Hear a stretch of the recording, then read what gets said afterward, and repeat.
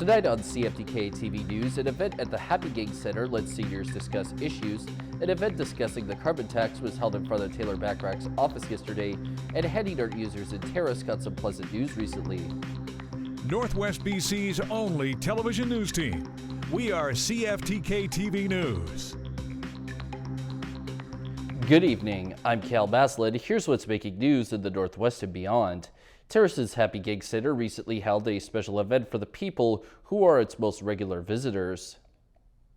Over this past weekend, the city of Terrace played host to a roundtable, or a community symposium as it was called, for local seniors to come to and have the opportunity to discuss some of the issues that they're having. But seniors were not the only one to attend, as Skeena Bulkley Valley MP Taylor Backrack disclosed one of the major talking points that got the event started. We started out talking about the new dental care program, which is something that we've pushed really hard for in the House of Commons and is now being rolled out. Super exciting that seniors are finally going to get free dental care. This is an issue that affects so many people, and we know that dental care is part of health care. And so answering questions and ensuring that as many people as possible get signed up for this new program. Backrack was also joined by fellow MP Rachel Blaney, who is from Terrace but currently represents North Island Powell River, who was present to talk about a few other problems that covers more than just seniors in the Northwest. Pensions is a big concern with a fixed income. It's getting harder and harder to make it buy. We also have heard that housing continues to be a very significant concern, not having enough appropriate housing, and of course the affordability of housing is really a big concern for them as well. So I figure that's what we'll hear, but looking forward to hearing from them and other issues that they may bring up. And while it is expected that there may be some bumps in the road, so to speak, when it comes to the previously mentioned dental plan, both MPs are excited for the benefits it should bring, which could be really needed since such high costs are even leading some seniors to have to try and survive in even more unfavorable conditions. Many seniors can't afford dental care and as a result are struggling with being able to even eat properly. The rising cost of food, the rising cost of gas, the rising cost of insurance. As a result, many of our seniors are starting to not be able to pay their basic needs, and as a result, some of them have had to give up their homes, have not been able to pay their rent, have not been able to pay their mortgages, have had to leave their homes, and many, unfortunately, many of them are starting to be living in their cars, their trucks, their campers. It's becoming more and more evident and on our streets, unfortunately. But an event like that one could potentially go a long way to bettering relations between politicians and residents, as well as possibly result in some potential solutions to such dilemmas. For CFTK-TV News, I'm Cale Maslin. The carbon tax has been a very frequent topic of discussion among politicians, and two such politicians appeared in Terrace to make their feelings known on it. Yesterday saw a press conference held by BC MP Bob Zimmer and Skeena MLA Ellis Ross in front of federal MP Taylor Backrack's Terrace office in order to discuss the rather contentious issue of the carbon tax. The carbon tax is making everything more expensive, even as the parliamentary budget officer has said. Out of control spending by the NDP Liberal coalition has caused our economy to see punishing inflation. And from the parliamentary budget officer, taking into account consideration both fiscal and economic impacts, we estimate that most households will see a net loss, paying more in federal fuel charge and GST, as well as receiving lower incomes. And that's from the parliamentary budget officer confirming that despite what Justin Trudeau and Jagmeet Singh say, that you're going to be better off, you're not going to be. Ellis Ross also had his own thoughts that he shared at the event as well. What I added was Kevin Falcon of BC United not only wants to get rid of the carbon tax, he wants to get rid of the 15-cent fuel tax that we have to pay at the pumps. And I also mentioned the Clean BC program that's actually going to make lives even more difficult than what we're seeing now in terms of affordability. 7 premiers want to get rid of it. And by the way, when the federal Conservatives, Pierre Poilievre, asked Premier Eby if he considered joining 7 other premiers to get rid of the tax, he said, Premier Eby said, that's just coming from a baloney factory. Well, when I'm talking to people who can't afford groceries, can't afford to heat their home, they're not saying that's baloney. I mean, literally, people are $200 away from making decisions about groceries or heating their home. This is not right. This is the affordability crisis. The NDP government here in BC have admitted that. and I think everybody wants to be all hands on deck. The only thing is the BC Premier, the NDP Premier, doesn't want to assist. The carbon tax is set to increase by about 23% on April 1st. For CFTK-TV News, I'm Cale Maslin. And now here's what Taylor Backrack had to say in response to what the Conservatives were claiming. There are a lot of people in Northwest BC that are struggling with the cost of living right now.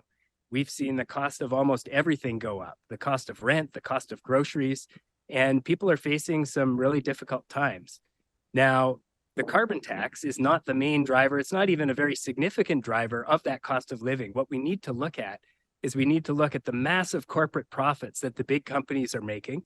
We need to ensure that we have better rules and laws to prevent price gouging by companies like the big grocery chains. And we need to move faster. We need to see the federal government move faster on the kinds of policies that are going to make a real difference for Canadians, including folks here in the Northwest. Things like pharmacare and dental care. Those are programs that are going to save people hundreds, if not thousands of dollars per month. A major change was recently announced in a statement that was created by both the City of Terrace as well as BC Transit in regards to a certain mode of transportation.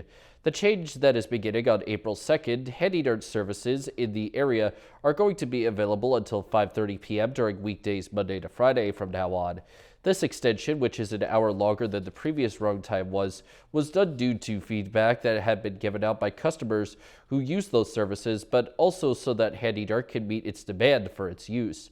For those wishing to get more information on these kinds of related Terrace travel schedules, or to potentially get BC Transit customer alerts, you can go to their website at bctransit.com/terrace.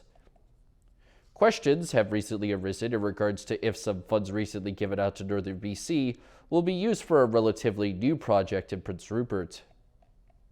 Some time ago, it was publicly announced that the middle school in the city of Prince Rupert is going to be replaced with a newer version of it built from scratch, with the reasoning being that the new version of the school would be up to newer earthquake protection safety standards. Well, the BC provincial government has already committed $126.8 million to the building of this new school. In a recent press conference that announced funds being sent the way of the Northwest BC Resource Benefits Alliance, a question was brought up to Municipal Affairs Minister Ann Kang on if that money would be contributed to the construction project. It all depends on what type of buildings we're talking about. So we talked about seismically upgrading schools, so that would be with the Ministry of Education and Childcare. And when we look at local governments, there are ways that we could support them, and it depends on what their projects entails. So it can be with different ministries, but I do work very closely with local governments and able to pivot them to the resources that could be supportive to them. North Coast MLA Jennifer Rice also elaborated a bit further in a different interview on why the seismic upgrades in the new school are of great importance. It's currently located on top of a former landfill site. So it has a lot of problems, including seismic issues. It's very old, has asbestos in the walls, etc. This is not necessarily a school that we could keep putting money into to salvage. It's really, we really need a new build, and I was so happy that I was able to announce that we're finally going to be able to do that. As of right now, there does not seem to be a timeline on when the new school will be completed and ready for students to use it. For CFTK-TV News, I'm Cale Maslin.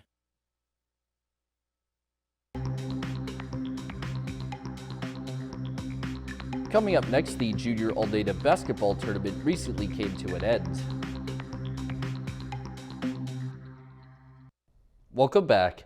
In light of the many healthcare struggles taking place throughout the Northwest, the residents of Prince Rupert got some more bad news as their emergency department closed down again today due to challenges with physician coverage. Those in the area who suffer a serious medical emergency are advised to call 911 and seek transport to the nearest and available medical facility to get proper treatment. Also in Prince Rupert news, the city saw BC Health Minister Adrian Dix and Jennifer Rice travel there to make an announcement of some kind. CFTK-TV will have more on this story as it develops further. The massively popular Junior All-Native Basketball Tournament recently came to an end after showcasing the young basketball teams that the province has to offer for about a week. As for how it all ended, there were 4 finals games in total on the last day: the under-13 men's game, under-13 girls game, under-17 men's, and under-17 women's. The under-13 games took place during the late part of the morning and early afternoon, where on the men's side, Ahousaht defeated Lac Sap, and on the girls' side, Gitlac Damix was able to beat Gintan-Max. As for the U17 games, they happened late in the afternoon/early evening and saw Bella Coola come out on top for the girls, and Van City was victorious on the boys' side as the tourney came to a close for another year. Israel has recalled its negotiators from truce talks in Qatar. Negotiations were underway on a 6-week suspension of Israel's offensive in return for the release of hostages still held by Hamas. But the Israelis said Hamas made, quote, delusional demands, saying they are interested in a deal. Hamas is considered a terrorist organization by Canada and has accused Israel of stalling at the talks while it carries out its military offensive. Hamas wants any deal to include the withdrawal of Israeli forces, but Israel has ruled that out. Turning to tonight's weather, the north coast is set to see a chance of showers. While the low sits at 3 degrees, the Terrace-Kitimat area will deal with showers at a low of also 3 degrees. And the Bulkley Valley and Lakes District should have a chance of showers or flurries, with their low at -2 degrees. On the north coast, their next week or so should mostly consist of rain and clouds with some possible sun and flurries too, with the high shifting from 12 to 4 degrees. In the Terrace-Kitimat area, the week for them may have a little more sun, but still ultimately be made up of mainly rain, clouds, and flurries, while the high bounces from 11 to 5 degrees. And in the Bulkley Valley and Lakes District, the upcoming week for them will deal with pretty much all rain, flurries, and clouds, but with a bit of sun too, and the high should move from 6 to 12 degrees. Checking out the highway now, visit Drive BC for the latest and up-to-date conditions, and as always, drive safe out there. On Highway 16, there is slippery sections, utility work, bridge maintenance, and road sweeping, plus the Usk Ferry is out of service and the cable car is in effect. Highway 37 has some slippery sections too, while also having frost heaves. 37A has roadside brushing, and the Telegraph Creek Road has slippery sections of its own. And this is what the roads were looking like this afternoon around the region for the view of the province's highway cams.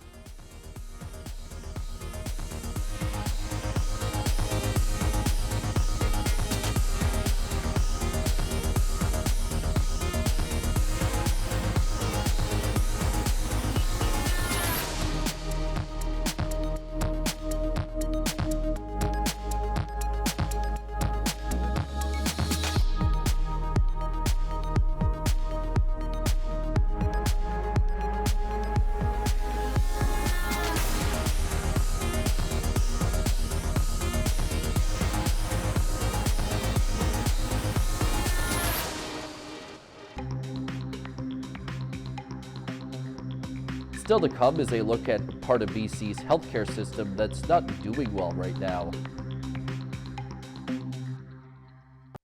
Welcome back. A critical segment of our healthcare system is hanging by a thread as we're starting to see more service disruptions for medical imaging, including CT scans, and workers are sounding the alarm. As CTV's Penny Daflos reports, health officials are downplaying the situation, even though shutdowns are becoming more and more common. Medical imaging is a necessity in modern medicine, from mapping tumors to diagnosing strokes and traumatic injuries. No day is the same, keeps us on our toes. But twice this month, Surrey Memorial Hospital didn't have CT scanning capability overnight on weekends, and Langley Memorial is facing 2 days in a row of severely limited CT service. I just don't think their voices are raised enough, and I think that we are a little bit unseen. Radiation technologists are speaking up now with short-staffed facilities prepared to divert patients to neighboring hospitals. We're starting to see shutdowns or service disruptions in some of the major centers. Very hectic. They're under a lot of pressure, they're under a lot of strain. Fraser Health insists CT service outages are rare and patients will get seen. But CTV News has heard from technologists at various Lower Mainline hospitals who feel deeply frustrated their workloads have skyrocketed without big raises or recognition. We're open 24/7 everywhere. The health minister has often boasted of shortened waits for medical imaging and soaring productivity. On CT scanners, we've added, since I've been Minister of Health, 240,000 more a year. But the number of graduates has not grown significantly. So as new machines are added, the health authorities are increasingly relying on staff overtime, leading to burnout. Surrey Memorial's acting medical director recognizes what it takes to diagnose patients. Radiographers, radiologists, all of the techs that do all this work, it is a lot. And they pull off basically almost a miracle every day, just with the number of investigations that they manage to do. Health authorities and technologists alike are now facing the long-term challenge of convincing people that a 2-year diploma program with a starting salary of $70,000 is a worthwhile career option. If you like to be on your feet to care for people and help people, then that's what this profession is all about. Penny Daflos, CTV News, Vancouver. One of the busiest ports in the U.S. is closed after a bridge was destroyed when it was struck by a cargo ship veering off course. Now questions are growing over how it could happen. CTV's Genevieve Bolshamad breaks down the tragic chain of events. Navigation maps and live streams provide clues about the minutes before disaster struck. At 12:28 a.m., the ship the Dali unmoors from the port of Baltimore heading to Sri Lanka. At 1:24 a.m., the cargo ship's lights flicker as it navigates along the Patapsco River. 2 minutes later, the ship drifts off course towards the pillar. The crew issues a mayday, prompting officials to block traffic at both ends of the bridge. Hold all traffic on the Key Bridge. There's a ship approaching. It just lost their steering. Authorities say the Dali dropped its anchor as part of emergency procedures after losing propulsion. At 1:27 a.m., the crash and the quick collapse. Daylight reveals the stunning sight of the lost bridge, the wreckage in the harbor, and the all-hands-on-deck search and rescue efforts. I recognize that many of us are scared right now. The Maryland governor seeks to reassure the population, saying the collapse of the 4-lane major thoroughfare is likely not a terrorist attack. The preliminary investigation points to an accident. But just how this accident could happen is now at the heart of a National Transportation Safety Board probe. Experts say the Steel Truss Bridge did not stand a chance once the pillar collapsed. Much like a stack of books, if you take one of those supports out, unfortunately that will pull all 3 spans over. The Dali was built in 2015 and chartered by Danish shipping company Maersk. An inspector last year flagged an issue with propulsion and auxiliary machinery. As per procedures, local pilots from the Port of Baltimore were steering the ship out of the harbor. Genevieve Bolshamad, CTV News, Montreal. And now we turn our attention to the stock markets. The Canadian dollar is down 8/100ths of a cent. The price of gold is up $13.50. Oil is down 27 cents, natural gas is down 7 cents, aluminum is down $22.50. In Toronto, the TSX is up 194.56 points, the Venture Index is up 10.27, in New York, the Dow Jones is up 477.75, and NASDAQ is up 83.82. Still ahead, rapper Sean Combs could be in serious trouble.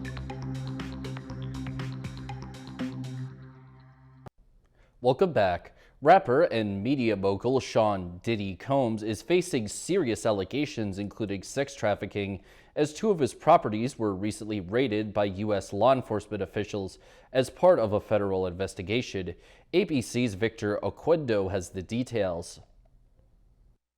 Tonight, ABC News has confirmed that federal agents seized multiple electronic devices from Sean Combs' LA and Miami mansions, and sources tell ABC News that the music and entertainment mogul is the target of a federal sex trafficking investigation.